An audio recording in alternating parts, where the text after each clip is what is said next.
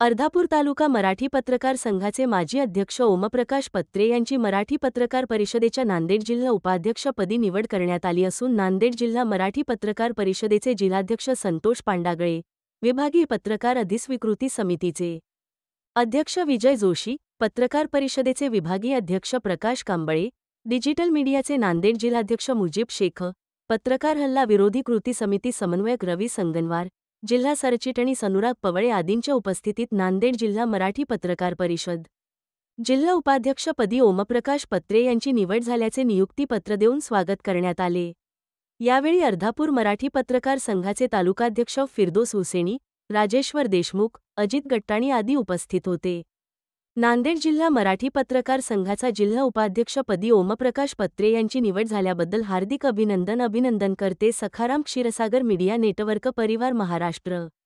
नांदेड जिल्हा मराठी पत्रकार परिषदेच्या जिल्हा उपाध्यक्षपदी ओमप्रकाश पत्रे यांची निवड झाल्याबद्दल हार्दिक अभिनंदन करते अर्धापूर तालुक्यातील सर्व मराठी पत्रकार संघाचे सदस्य।